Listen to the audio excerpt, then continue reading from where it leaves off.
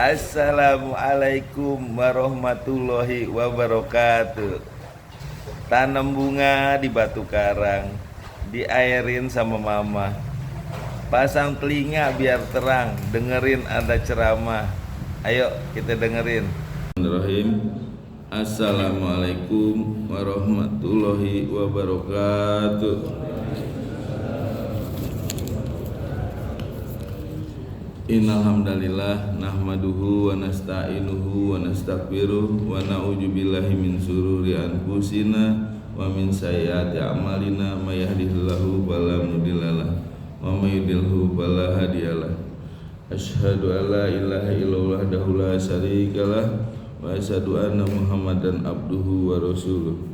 Allahumma sholli ala Muhammad wa ala alihi wa ashabihi wa man tabi'ahum bi ihsanin ila yaumidin. Amma ba'du. Bapak Ibu yang dirahmati Allah, sebelum kita mulai belajar, mari kita membaca doa belajar. Bismillahirrahmanirrahim. Raditu billahi robba wa bil islami dina wa bi Muhammadin nabiyya wa rasulah. Rabbi zidni ilma wa zidni fahman, amin.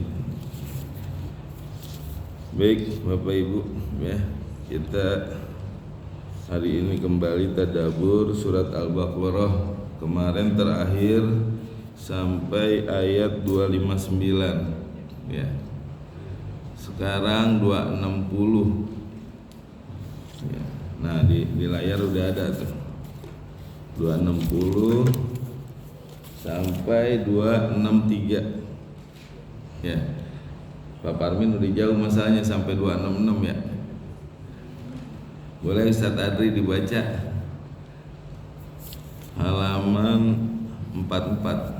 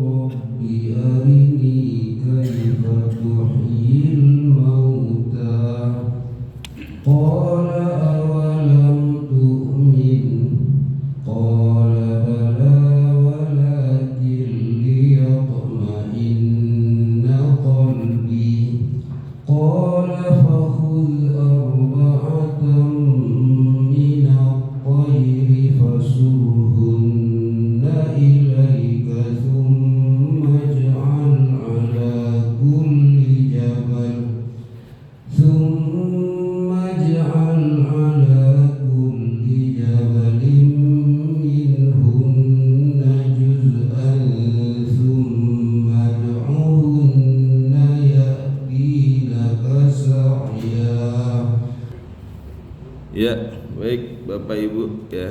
Jadi ayat 260 sekarang ya. Ini masih lanjutan dari ayat 259. Wa id qala Ibrahim, ketika berkata Ibrahim ya. Jadi di sini pakai kata id artinya ketika, bentuk lampau ya. Bedanya sama iza apa? Kalau iza itu bentuk yang akan datang, apabila, present tense ya, atau future. Kayak misalkan iza zulzilatil ardu zilzalaha, itu belum terjadi apabila bumi digoncangkan ya. Nah, kalau ini it bentuk lampau, past tense. Dan ketika berkata artinya peristiwanya udah berlalu. Ketika berkata Ibrahim, Robbi arini, ya Tuhanku perlihatkan kepadaku kaifa tuhyil mauta, bagaimana menghidupkan orang yang sudah mati. Jadi Nabi Ibrahim memohon kepada Allah untuk diperlihatkan bagaimana cara menghidupkan orang mati. Orang mati dihidupkan. Kenapa Nabi Ibrahim memohon atau minta diperlihatkan bagaimana supaya diperlihatkan orang menghidupkan orang yang udah mati ya. Karena Nabi Ibrahim ini sebelumnya beliau bertemu dengan Namrud dan semua rakyatnya yang musyrik ya, yang syirik ya. Dan ini berhadapan langsung, tentu membuat hatinya juga ya gimana, gentar ya, karena ya kita aja kalau berhadapan dengan orang yang beriman terus semuanya lagi memusuhinya ya, semuanya berlawanan, itu cukup ini juga hatinya ya, cukup membuat gentar juga. Nah ini Nabi Ibrahim sendiri menghadapi semua negeri di Irak ya, negeri Babilonia, termasuk rajanya Namrud. Bahkan dia sempat berdebat ya, Allah yang menghidupkan dan yang mematikan. Lalu kata Namrud, qala ana uhyi wa umit ya, aku juga bisa menghidupkan dan mematikan. Nah justru jawabannya inilah yang nggak nyambung, makanya Nabi Ibrahim pengen melihat langsung bagaimana Allah menghidupkan orang yang udah mati. Bukannya Nabi Ibrahim nggak percaya sama Allah ya. Ini sama pertanyaannya sama sahabat Nabi ya. Jadi ketika Rasulullah berjalan bersama sahabat ya, lalu di tengah jalan Rasulullah ditanya nih sama sahabat, ya Rasul, bagaimana sih cara Allah menghidupkan orang yang sudah mati gitu. Maka Rasulullah menjawab, kamu pernah lihat daerah yang mati, daerah yang tandus, daerah yang kering, yang tidak ada pohon-pohonan, tidak ada kehidupan gitu. Nah di situ Allah turunkan hujan. Nah ketika hujan, kamu nanti beberapa waktu kembali lagi, maka tanah itu akan subur, akan ada tumbuh-tumbuhan. Begitulah cara Allah menghidupkan orang yang sudah mati ya. Jadi nanti ketika Allah akan membangkitkan orang yang sudah mati ya, itu nanti Allah perintahkan malaikat Israfil meniupkan sangkakala, sekali tiup aja tuh ya. Kan tiupan pertama menghancurkan, tiupan kedua itu untuk membangkitkan. Nanti hujan turun tuh, hujan deras. Nah begitu turun masuk ke dalam tanah itu ya, terus kena yang namanya apa, tulang ekor ya. Nah itulah yang nanti cikal bakal kita tuh, nggak bakal ketukar tuh, tulang ekor akan tumbuh jadi kita, nanti tumbuh ya seperti pohon gitu, tumbuh terus lama-lama sempurna ya. Begitu ditiupkan bangkit, nah dibongkar kuburan ya, kayak di surat Al-Infitor ya, ija sama unpatat ijal kawaki buntas satu ijal bihar hujar wa ijal kuburu bu sirot ya, kuburan dibongkar semuanya. Nah itu proses cara ngebangkitin. Nah ini Nabi Ibrahim ya ingin tahu bagaimana ini untuk ketenangan, karena dia menghadapi Raja Namrud dan orang-orang yang tidak beriman. Ini langsung kita aja menghadapi orang yang gak beriman secara gak langsung aja ya. Kalau dia banyak itu ini juga ya berpikir, nah ini langsung lagi ya. Makanya buat ketenangan hati, buat kemantapan, Nabi Ibrahim minta supaya diperlihatkan. Qala, lalu Allah berfirman, awalam tu'min ya, apakah kalian belum percaya gitu, bahwa akulah yang menghidupkan semua ini, akulah yang membangkitkan orang yang sudah mati. Kata Nabi Ibrahim, bala, aku percaya, atau bukan begitu gitu. Walakin lihat ma'inna qalbi, akan tetapi ya untuk ketenangan hatiku, untuk kemantapan hatiku ya, karena aku habis menghadapi ya, Allah mau tahu ya, menghadapi Raja Namrud dan seluruh penduduknya ya, debat langsung, debat terbuka meskipun akhirnya dimenangkan oleh Nabi Ibrahim ya, ada ketenangan hati, tapi Nabi Ibrahim tetap masih hatinya ya belum tenang gitu kalau belum diperlihatkan. Maka Nabi Ibrahim diperkenankan oleh Allah ya untuk mengetahui bagaimana cara Allah menghidupkan orang mati. Lalu Allah berfirman, qala fahud arba'atam minatoir, coba kamu ambil 4 burung. Allah nggak sebutin burungnya burung apa nih ya. Jadi nggak usah kita cari-cari tuh burung apa ya. Kadang kan ada itu menebak-nebak burungnya warnanya ini merah, hijau, kuning, kelabu ya, burungnya sebesar apa, nggak perlu karena Allah nggak menyebutkan, berarti nggak penting. Yang penting adalah kejadiannya, peristiwanya ya.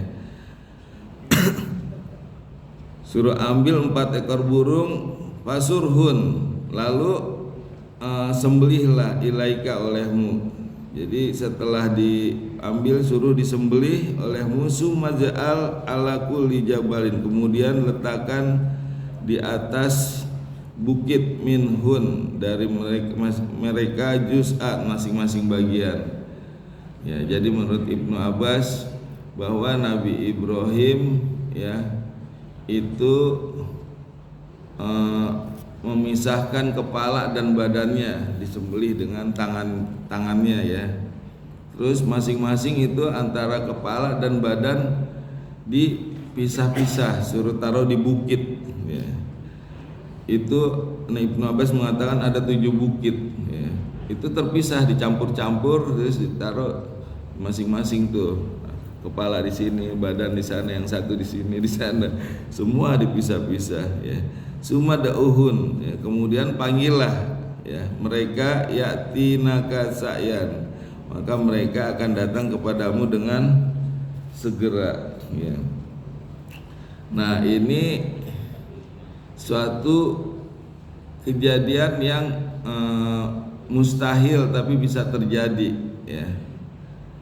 Itu bahkan burung itu datang nggak salah gitu kepada majikannya ya. Kayak ada kan kalau burung yang kalau dilepas terus ditiup priwitan prit tuh langsung datang ke majikannya, nggak salah tuh deh ya.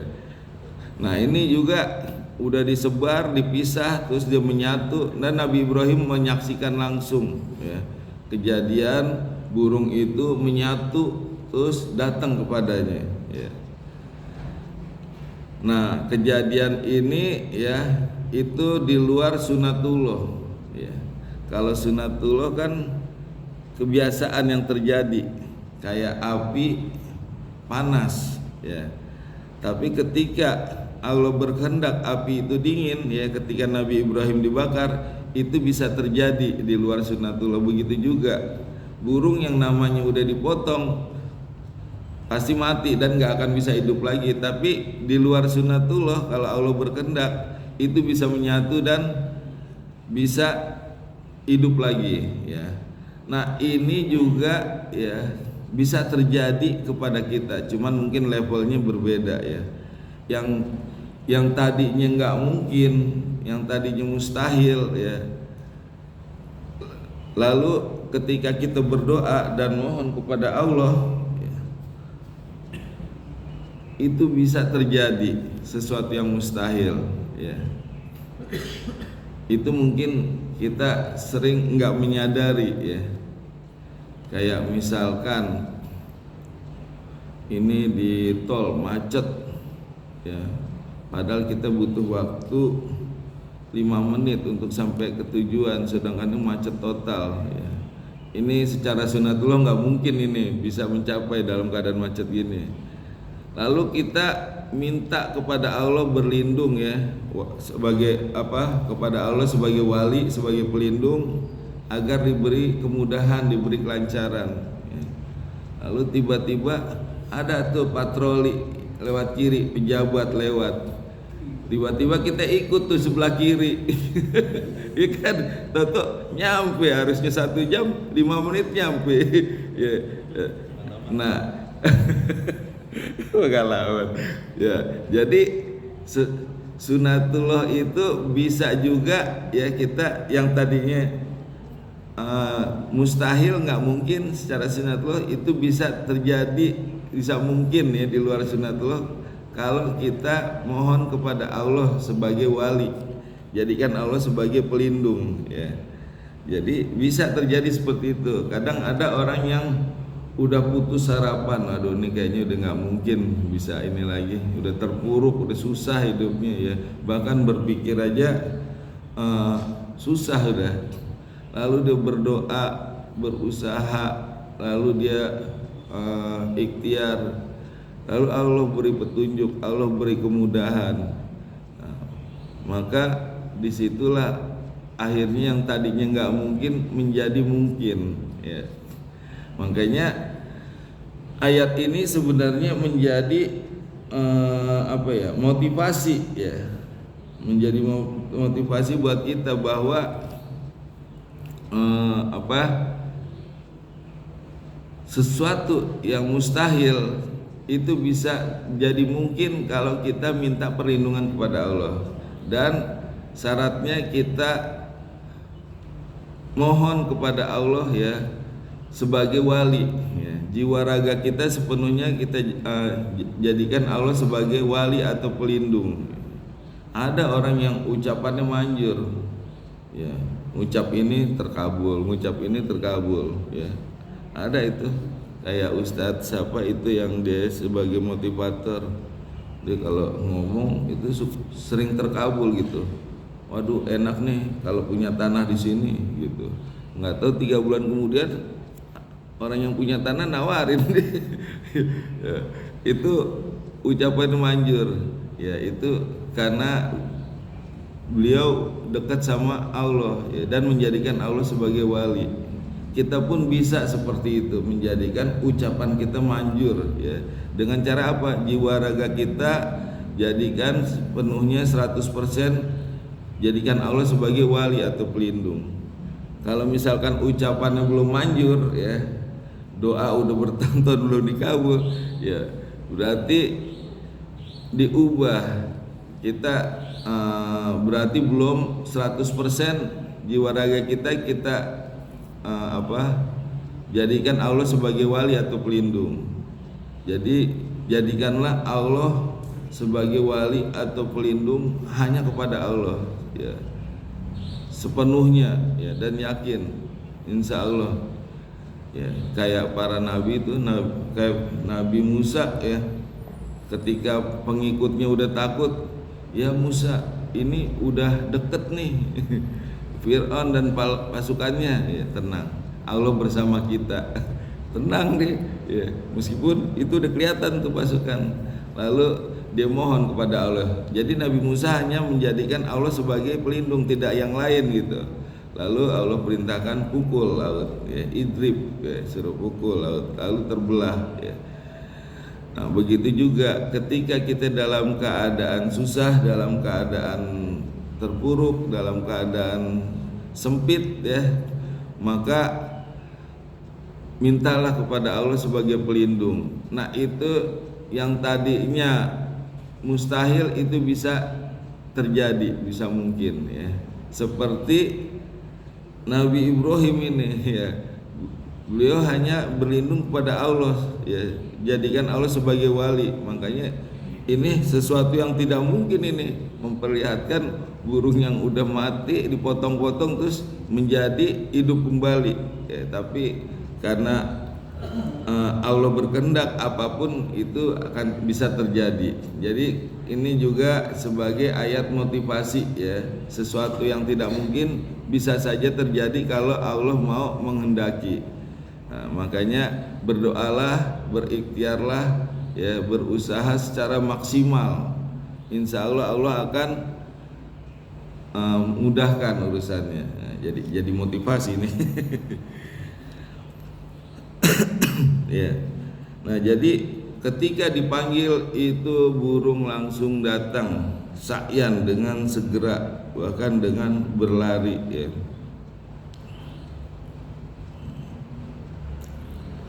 Wa'lam annallah, ketahuilah bahwa sesungguhnya Allah azizun hakim, maha perkasa, maha bijaksana. artinya Allah Maha Perkasa, tidak terkalahkan, apapun Allah bisa lakukan ya, karena Allah Maha Perkasa. Tapi Allah juga Maha Bijaksana. Banyak orang yang merasa dia kuat, merasa punya power ya, sedikit kebijaksanaannya, bahkan tidak ada kebijaksanaan, lebih cenderung menindas karena punya potensi untuk menindas karena punya kekuasaan. Tapi Allah meskipun Maha Perkasa, tapi Allah juga bijaksana ya, sesuai dengan sunatullah yang Allah berikan ya. Nah di sini ayat 260 ada yang mau bertanya, karena udah lain nih ayat 261 udah masalah infak.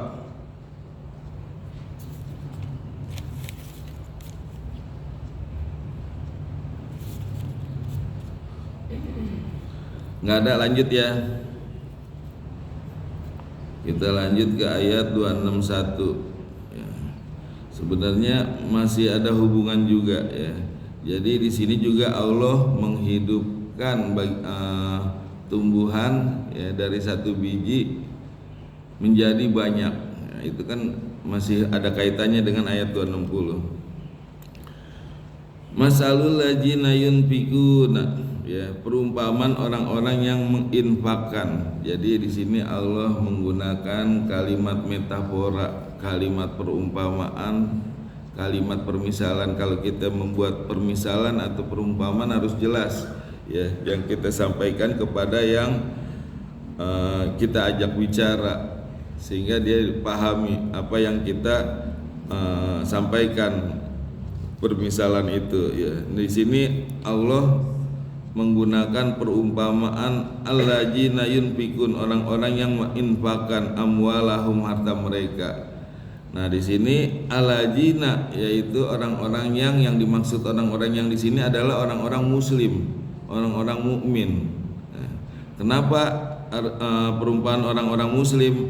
Karena syaratnya infak itu diterima adalah orang muslim, orang beriman. Jadi masalul ladzina yunfikuna, perumpamaan orang-orang muslim, perumpamaan orang-orang mukmin yang menginfakkan amwalahum, harta mereka fi sabilillah, di jalan Allah ya. Kama salihabah, seperti biji ataupun sebutir benih. Jadi yang dimaksud alajina yaitu orang-orang muslim atau orang beriman yang menginfakkan amwalahum fi sabilillah, harta mereka di jalan Allah, dan syaratnya harus di jalan Allah. Karena banyak juga orang di luar Islam yang menjadi donatur, menyumbangkan. Kalau ada kegiatan-kegiatan mereka nyumbang, nggak kecil juga, besar mereka ya. Tapi mereka tidak fisabilillah. Justru yang Allah inginkan orang yang menginfakkan hartanya ya, itu di jalan Allah ya. Itulah yang diterima sama Allah. Nah itu bedanya ya, orang Islam dengan orang non muslim ya. Itu sama-sama berinfak, sama-sama menyumbang, tapi orang Islam ya itu mendapatkan pahala ya. Karena apa? Karena di jalan Allah, fisabilillah. Makanya di sini perumpamaan orang Islam yang menginfakkan hartanya di jalan Allah ya, maka dia akan mendapatkan pahala, dia akan mendapatkan ganjarannya. Kama salihabbah ya, seperti biji. Jadi orang yang menginfakkan hartanya di jalan Allah, Allah mengumpamakan seperti biji atau benih ya. Jadi kita nih menginfakkan harta kita, itu Allah ibaratkan seperti biji atau benih ya. Nah kalau biji atau benih itu kan ada kaitannya dengan bibit ya. Nah bibit itu kan harus yang berkualitas, harus yang unggul. Begitu juga infak ya. Infak kita juga harus yang berkualitas. Jangan kita infak yang udah nggak kepake kita sumbangin, yang kita udah nggak mau kita berikan ya. Berikan infak yang terbaik infak yang berkualitas ya. Begitu juga bibit, supaya dia tumbuhnya bagus, berikan bibit yang berkualitas supaya nanti hasilnya juga baik, berkualitas. Ya, infak juga gitu, berikan yang terbaik, yang berkualitas. Bila perlu yang kita cintai. Ya. Waktu zaman hijrah ya, itu Rasulullah dan sahabat-sahabatnya dari Madinah dari Mekah ke Madinah, itu kaum Ansor ya, itu saking senengnya, yang dicintai dikasih itu istrinya, kalau mau silakan. Masalah mereka punya istri 2, silakan pilih salah satu. Itu sama kaum muhajirin begitu sayangnya, cintanya, sampai ditawarin istrinya. Masalah. Jadi ya seperti itu ya, berilah yang berkualitas, berilah yang baik, yang terbaik menurut kita ya. Bahkan pernah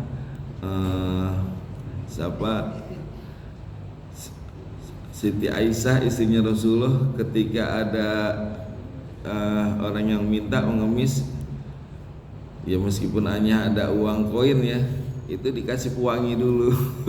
Ya, yang terbaik pokoknya berikannya, meskipun adanya cuma itunya ya, dikasih, disemprot, dikasih wangi ya. Masya Allah. Nah ini juga ya seperti itu, berilah yang terbaik. Lalu biji biar tumbuh baik itu kan ada media atau tanah ya. Nah tanahnya juga harus tanah yang gembur, tanah yang subur, tanah yang baik ya, sehingga bisa menghasilkan hasil yang baik. Bibitnya unggul, medianya subur, maka hasilnya baik. Begitu juga ya, kita udah berinfak yang terbaik, yang berkualitas, lalu medianya apa? Hati kita harus tulus, ikhlas, dan apa? Tulus, ikhlas, dan ya beriman. Jadi kalau kita memberikan sesuatu tidak tulus, ikhlas ya, maka sia-sia kita infak kita ya. Nah ini juga salah satu infak di jalan Allah, yaitu dengan tulus dan ikhlas ya. Salah satunya kita menginfakkan di jalan Allah dengan memberikan infak secara tulus dan ikhlas ya. Jadi biji itu yang pertama harus yang bibit yang unggul, yang kedua medianya, yang ketiga harus disiramin ya, dengan air hujan misalnya, disiramin seperti itu. Begitu juga dalam kita berinfak ya, harus yang berkualitas, terus tulus, ikhlas, lalu harus ada ilmu ya, di atas landasan berilmu. Jadi berinfak ini juga harus di atas landasan ilmu. Kalau kita berinfak tanpa ada dasar ilmu ya, itu bisa tidak tepat sasaran atau bisa tidak dapat pahala. Contoh ya, ini ada seorang menginfakkan hartanya untuk acara tarian bugil misalnya, nggak dapat pahala.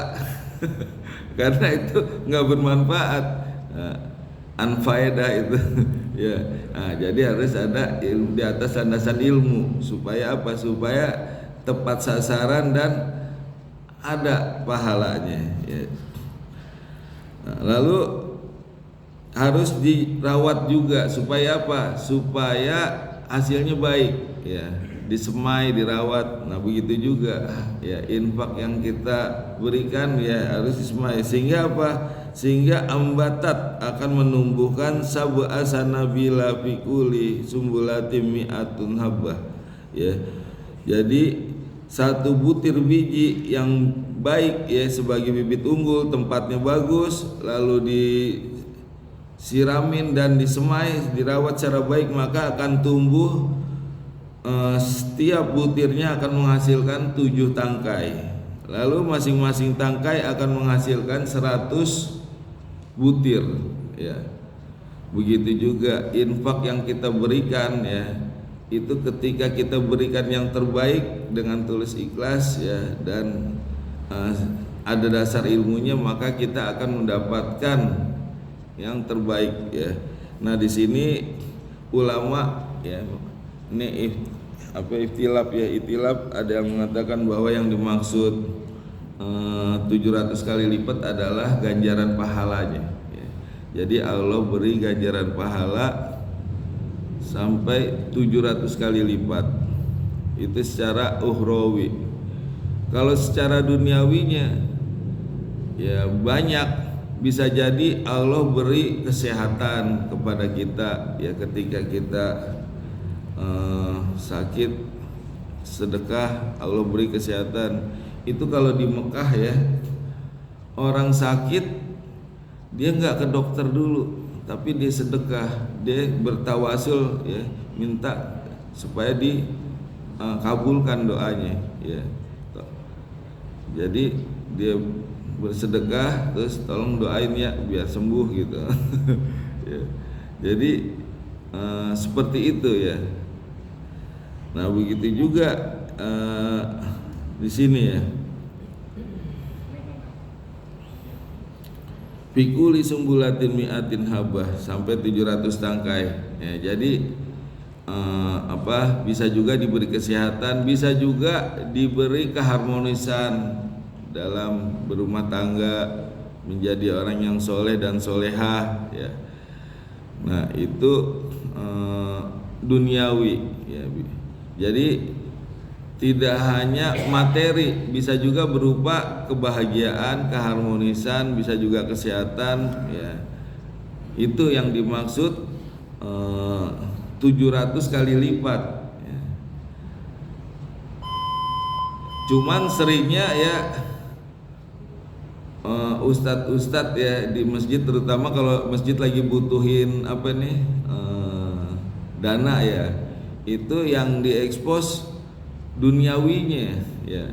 Nih kalau bersedekah ya, itu pasti akan dilipat gandakan hartanya 700 kali lipat.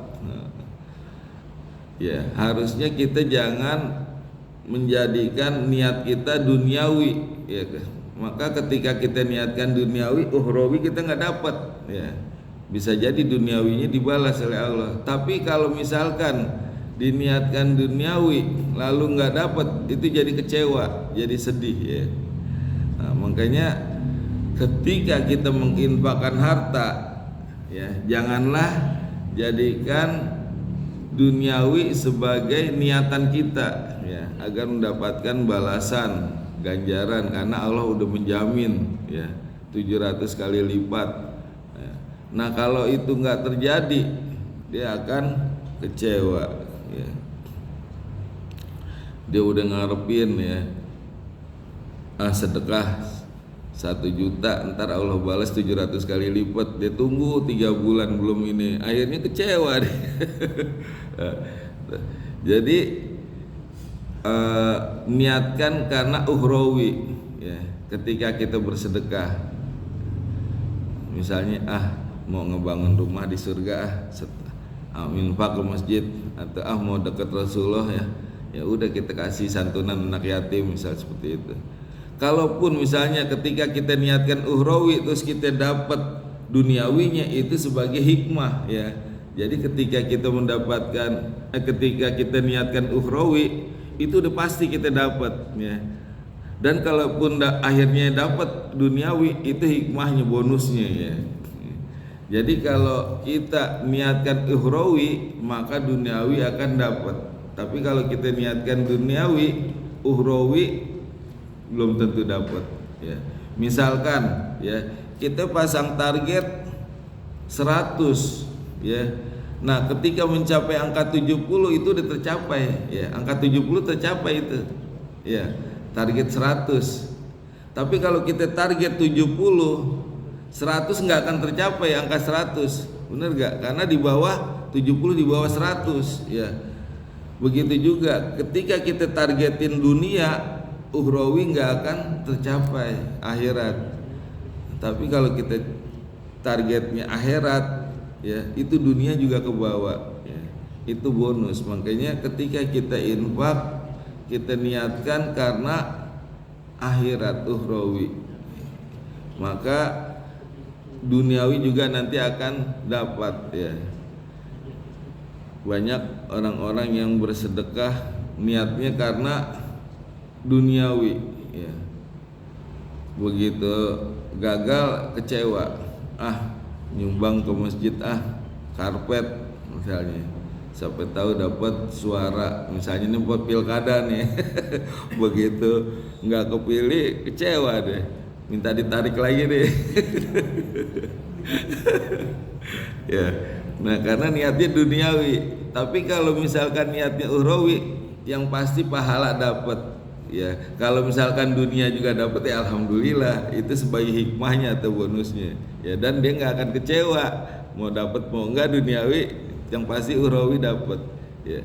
Nah jadi ini fisabilillah di sini adalah kita niatkan karena Allah ya. Wallahu wasi'un alim, dan Allah maha luas maha mengetahui ya. Jadi di sini Allah maha luas karunia dan rizkinya ya. Kadang ada orang yang berpikir nih Allah memberikan balasan atau imbalan sampai 700 kali lipat, apa enggak habis itu, apa enggak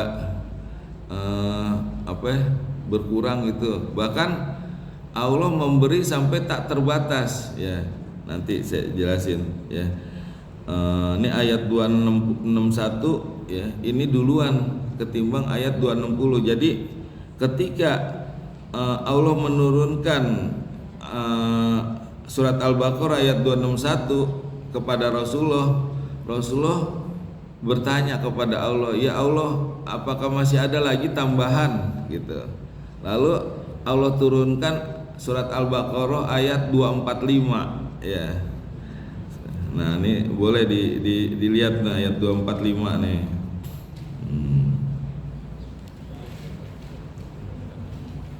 Ya. Jadi surat 261 secara tartibun nuzul urutan turun 261 dulu. Tapi kalau tartibus suar secara urutan di Al-Quran secara tertulis ya, itu duluan 245 kalau secara tertulis ya. Ya. Nah di sini ya. Mana 245? Ini dia ya. Menjalaji yukridullaha qardun hasana ya, barang siapa yang meminjamkan kepada Allah dengan pinjaman yang baik, fayudhaifahu, maka Allah akan melipat gandakan baginya at'afan kasiron ya. Kalau tadi melipat gandakan sampai 700, kalau ini kasiroh, sampai banyak dilipat gandakan oleh Allah ya. Jadi Allah memberikan sampai banyak. Nah sampai di sini Rasulullah juga nggak putus tuh, minta lagi ya Allah, apakah masih ada tambahan untuk umatku ya Allah. Lalu Allah berikan lagi surat Az-Zumar ya, surat Az-Zumar surat 39 ayat 10 ya. Ya itu sampai bigawiri hisab, tanpa hisab ya, tanpa batas tuh. Makanya kalau ada orang yang mengira apakah Allah nggak akan habis itu hartanya, karena memberikan 700 kali lipat, bahkan banyak, bahkan sampai memberikan tidak terbatas gitu ya. Allah wasi'un, Allah maha luas karunianya, Allah maha luas rezekinya, jadi nggak akan habis ya. Nah ini 261 ya sekarang ya. Begitu juga alim, Allah maha mengetahui. Artinya apa? Apa yang kita infakkan sekecil apapun Allah mengetahui ya. Dan satu hal lagi nih, kita menginfakkan harta kita ya, itu niatnya di jalan Allah atau tidak, itu Allah mengetahui. Kita ikhlas, tulus atau tidak, kita Allah mengetahui. Jadi alim, Allah mengetahui niat kita karena Allah atau bukan ya, atau di jalan Allah atau bukan, Allah mengetahui ya. Jadi Allah wasi'un, maha luas karunianya, dan Allah juga maha mengetahui apa yang kita infakkan sekecil apapun ya, dan dengan niat tulus atau tidak pun Allah mengetahui apa yang kita infakkan ya. Ini mau pertanyaan apa lanjut ke ayat 262? Lanjut ya. Alladzina yunfikuna amwalahum ya. Jadi orang-orang yang di jalan Allah yaitu orang-orang yang menginfakkan amwalahum, harta mereka fi sabilillah, di jalan Allah. Jadi orang-orang yang menginfakkan harta mereka di jalan Allah, summa la yutbiuna ma anfaqu ya, kemudian diikuti dengan apa yang diinfakkan, mana ya, dengan menyebut-nyebut wala aja dan menyakiti dan tidak menyakiti.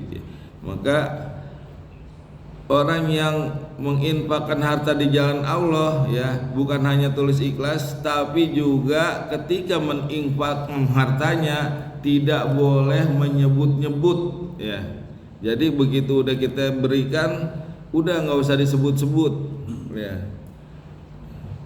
Misalkan baik-baik disebut terhadap orang yang kita sedekahkan atau kepada orang lain, itu kan dari saya tuh gitu. Atau misalkan disebut gini, untung ya alhamdulillah usahanya maju dulu, kalau nggak saya kasih mungkin belum tentu ya gitu. Ngomongnya sih alhamdulillah tapi nyakitin. Alhamdulillah ya untung saya bantu ya gitu. Atau dia ngomong kepada orang lain, itu si A bisa maju ya alhamdulillah ya waktu itu saya bantu sekian, kalau enggak ya nggak tahu dah, seperti itu ya. Semua kan udah ada di catatannya di Lauh Mahfuz ya, seperti ini garisnya ya. Nah, dia sebut-sebut gitu. Atau gini, pantas juga ya bajunya dipakai, kan orang-orang pasti tahu ya, oh berarti dari dia nih. Ya, nah itu juga nggak boleh disebut-sebut ya, itu dosa ya. Dan wala azza, dan jangan menyakiti perasaannya baik dengan ucapan maupun dengan sikap ya. Jadi udah disebut-sebut terus ngasihnya juga nggak dengan cara yang baik ya. Misalkan kalau butuh aja baru ingat ya, ada telepon nih. Matiin ya.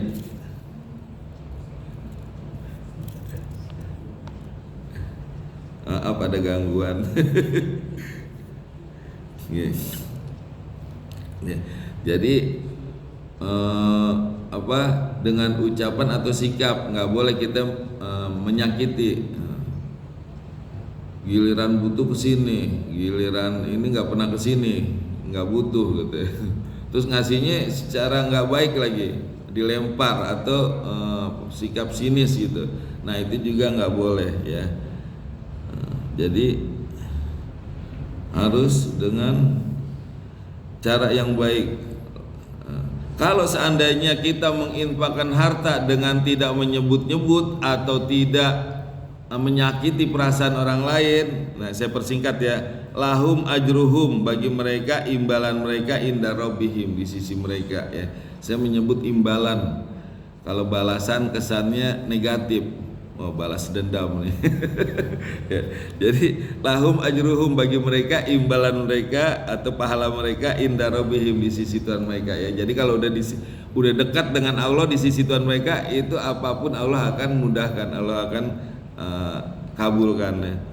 Wala khaufun alaihim, dan tidaklah takut atas mereka, walahum yahzanun, dan tidak pula mereka bersedih. Jadi ketika orang menginfakkan hartanya dengan tulus ikhlas ya di jalan Allah dan tidak menyebut-nyebut dan tidak menyakiti, maka dia akan mendapatkan ajruhum, pahala ya, atau imbalan di sisi Tuhan, dan dia nggak akan takut ya kedepannya gimana, apakah nanti masa tuanya dia akan habis setelah diinfakkan, nggak ada takut deh ya.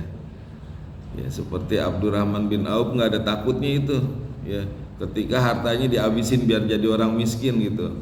Semua kebun kurma yang busuk diborong, punya orang-orang itu, punya dia busuk, punya orang busuk diborong, udah biar saya jadi orang miskin gitu, biar masuk surga enggak merangkak. Sama Allah dibalas sampai 10 kali lipat itu orang beli ya. Begitu juga ya, walahum yahjanun, dan mereka juga enggak bersedih ketika dia menginfakkan hartanya. Jadi jangan salah Pak ya. Ini bisa jadi ya, ketika kita menginfakkan harta kita, setan tuh bisikin kita ya. Bisikin, nah kalau kita nggak bisa membentengi bisikan itu, ketika sedekah kita nyesel, aduh kegedean itu sumbangannya ya, padahal bisa buat ini buat itu, ada penyesalan. Karena apa? Karena dasarnya nggak tulus, nggak ikhlas. Orang yang sedih ya ketika berinfak itu biasanya dia nggak tulus, niatnya karena duniawi, makanya dia bersedih. Tapi kalau dia niatnya tulus, niatnya ikhlas ya, itu dia bisa apapun yang terjadi ya, mau mendapat balasan atau enggak, yang pasti dia akan dapat ganjaran pahala ya, dan dia nggak akan bersedih. Makanya orang yang berinfak di jalan Allah ya, dan dia tidak menyebut-nyebut, maka dia tidak ada takut dan tidak ada sedih ya, meskipun kehilangan harta yang dia infakkan. Yang terakhir ya, nah ini qaulun ma'ruf ya, perkataan yang baik, wa maghfiratun, dan pemberian maaf, khair, lebih baik, min sodakotin yatba'uha azza, daripada kita bersedekah tapi diikuti dengan menyakiti orang ya. Jadi dengan perkataan-perkataan yang baik, yang santun ya, lalu kita memberi maaf, itu jauh lebih baik daripada kita ngasih orang, sedekah kepada orang tapi diomong, tapi disakitin orang itu ya. Misalkan ada orang ngemis mulu, sehat juga, kerja gitu, tapi dikasih, tapi diomongin juga, didumelin juga gitu. Nah itu lebih baik kita kasih nasihat yang baik, kata-kata yang ma'ruf ya, itu lebih baik daripada kita ngasih tapi disakitin perasaannya ya. Di sini dikatakan qaulun ma'ruf ya, perkataan yang baik, wa maghfiratun, dan pemberian maaf, khair, itu lebih baik, min sodakotin yatba'uha aja, daripada kita mensedekahkan tapi disakiti orang yang disedekahkan itu ya. Itu nggak baik ya, dosa. Wallahu ghaniyun halim, dan Allah maha kaya, maha santun ya. Tadi yang maksud memberi maaf gimana, seperti apa contohnya? Misalkan nih ya, kita udah memberikan sedekah kepada orang itu karena dia merasa kita iba, dia mengeluh, kita kasih uang 1 juta nih sebagai sedekah. Tapi orang itu begitu dikasih langsung ngeloyor aja, nggak ngucapin terima kasih, nggak apa ya. Kan kalau umumnya orang kalau misalnya dikasih terima kasih, kalau orang yang nggak ikhlas dipanggil lagi tuh, sini ini uangnya saya ambil lagi. Udah dikasih nggak ada terima kasihnya gitu, misal seperti itu ya. Tapi kalau orang yang baik ya, ketika dia dikasih uang 1 juta terus dia ngeloyor aja, nggak ada ucapan terima kasih, ya udah kita beri maaf deh ya, udahlah kita maafin. Mungkin dia kurang pendidikannya sehingga nggak tahu etika bagaimana cara berterima kasih. Nah itu namanya memberi maaf ya. Udah kita maafin. Nah itu seperti itu. Wallahu ghaniyun halim, dan Allah maha kaya, maha lembut, halim, santun ya. Nah ini sering terjadi pada orang-orang kaya ya, itu dia berpotensi dengan tidak lembut, karena dia berpotensi untuk menindas ya. Jarang orang kaya yang lembut ya, yang ada kasar dia ya. Tapi Allah ya, meskipun dia banyak memberi, bahkan tidak terhingga kita diberi ya setiap hari, tapi Allah juga tidak merendahkan, tidak meremehkan ya. Ada orang yang ngasihnya mah nggak seberapa ya, tapi ngasihnya orang diremehkan, direndahkan, dicemooh. Nah itu terjadi pada manusia, pada makhluknya. Tapi Allah Goniyun halim, meskipun dia kaya banyak memberi, tapi Allah juga maha santun, maha lembut, tidak ada menyakiti seorang pun ya, kecuali kalau dia berbuat salah atau buat dosa. Ya saya rasa cukup ya. Yuh Pak Arif, Masya Allah. Assalamualaikum. 700 kali itu sebetulnya kira-kira apa aja? Soalnya orang lebih tertarik untuk berinfak yang pahalanya 700 daripada cuma 10. Dan yang itu yang menyebarkan banyak. Apa kota amal itu untuk anak yatim sama untuk yang amal masjid sehari-hari kalau orang nyumbang banyak yang anak yatim. Nah, ya masukkan dari kota amal yang yatim. Coba nih Pak Tajo yang pengalaman itu jadi bendara. Saya itu kok banyak itu. Padahal menurut saya anak yatim memang termasuk amal jariah. Tapi kalau nggak ada sarana masjid itu nggak ada ini, nggak bisa terselenggara, jadi nggak bisa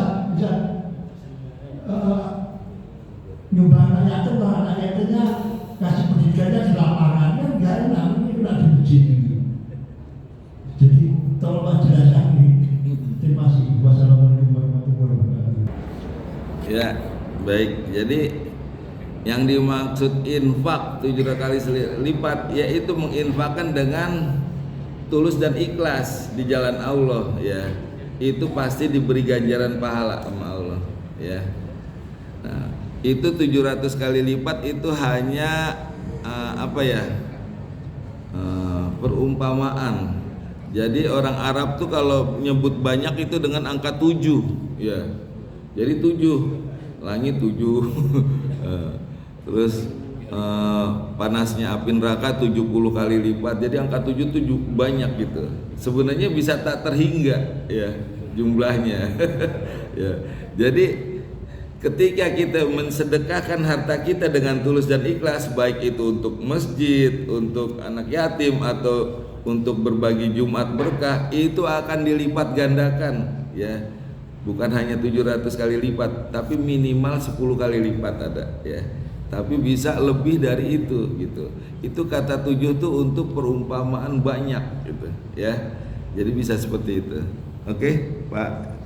Tapi memang ada satu ustaz memaknai menafsirkan ayat 261 ini memang benar-benar pertambahan harta kita infak tapi nanti akan nambah.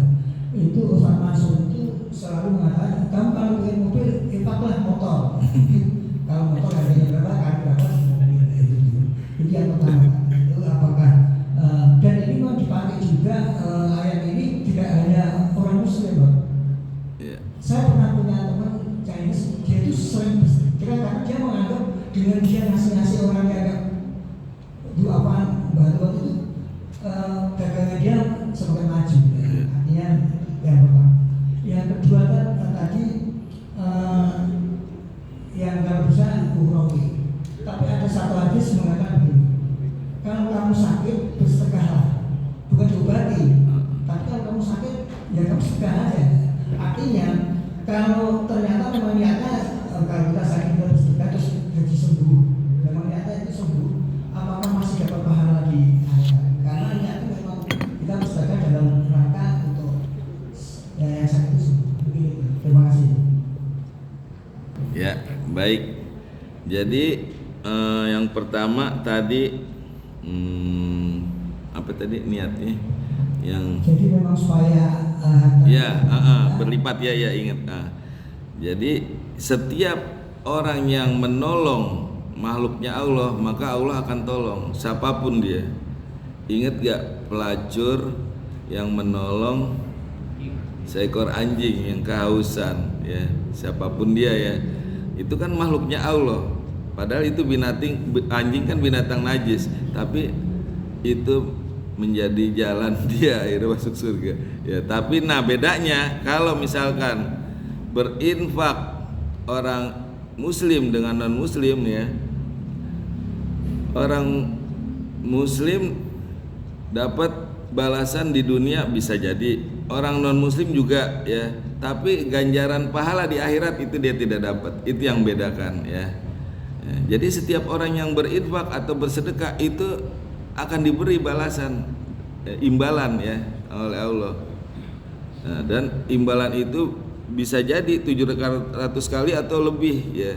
Jadi makanya banyak orang-orang yang mendonasikan hartanya, kayak siapa tuh yang pengusaha Bill Gates ya, itu mendonasikan sekian triliun untuk tsunami ya. Dia tuh akan diberi balasan, makanya dia yakin gitu. Tapi dia nggak dapat ganjaran pahala. Betul ya, orang yang bersedekah dapat ganjaran. Tapi jangan jadikan niat kita karena dunia ya. Kalau niat kita dunia maka uhrawinya nggak dapat ya. Kita niatkan sedekah motor biar dapat mobil kayak tadi sebutin ya. Nah begitu dapat mobil mungkin diijabah, tapi uhrawinya nggak dapat gitu ya, karena niatnya untuk mendapatkan mobil gitu. Misalnya sedekah biar dapat suara ya, ketika dapat suara dikabulkan kita nggak dapat pahala, seperti itu ya. Jadi niatnya harus uhrawi, insya Allah akan ke bawah. Nah itu bedanya orang muslim dan non muslim ya. Ketika orang muslim diniatkan karena uhrawi dapat dua-duanya, tapi orang non muslim ya itu cuma dapat satu, cuma duniawi doang ya. Duniawi bisa kita dapat, itu sebagai bonus ya kalau kita niatkan karena uhrawi ya. Itu yang pertama. Yang kedua tadi betul dulu. Jadi yang kedua itu memang ada satu hadis, kalau kamu sakit bersedekah. Oh iya benar ya. Ya itu juga salah satu ini juga cara ya bagaimana kita memberikan penyembuhan pada tubuh kita dengan bersedekah. Banyak ya Allah memberikan cara, bisa dengan membaca Al-Quran karena sebagai asyifa ya, bisa juga dengan bersedekah ya.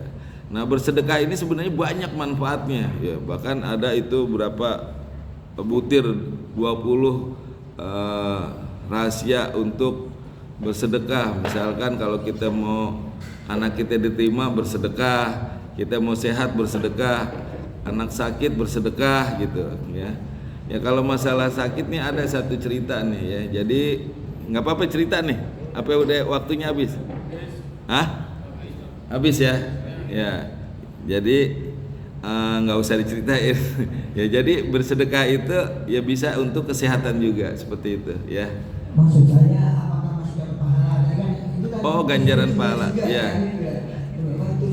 Ya. Ya jadi tetap ya, karena kita niatnya bersedekah ya, itu juga yang diperintahkan Allah itu kan cara Allah seperti itu mengajarkannya. Ketika kita sakit kita bersedekah dapat, ketika kita sakit kita baca Al-Quran itu dapat pahala ketika kita lakukan gitu. Ketika kita sedekah tetap dapat pahala karena itu yang diperintahkan oleh Allah. Kecuali itu yang tidak diperintahkan oleh Allah itu tidak berpahala, seperti itu. Cukup ya kita hotmil Quran. Allahumma arhamna bil Quran waj'alhu lana imama wa nura wa huda wa rahmah. Allahumma zakirna minhu ma nasina wa alimna minhu ma jahilna wazukna tilawatahu ana al-laili wa atrafan nahar waj'alhu lana hujatai ya rabbal alamin. Ya Allah berikanlah kami ilmu agar bisa membaca dan menghafal Al-Quran dengan baik dan benar. Ya Allah berikanlah kami ilmu agar bisa memahami dan mengamalkan Al-Quran dengan baik dan benar. Rabbana taqabbal minna innaka antas samiul alim. Rabbana atina fid dunya hasanah wa fil akhirati hasanah wa qina adzabannar. Amin amin ya rabbal alamin. Subhanakallahumma bihamdika asyhadu an la ilaha illa anta astaghfiruka wa atubu ilaik. Assalamualaikum warahmatullahi wabarakatuh.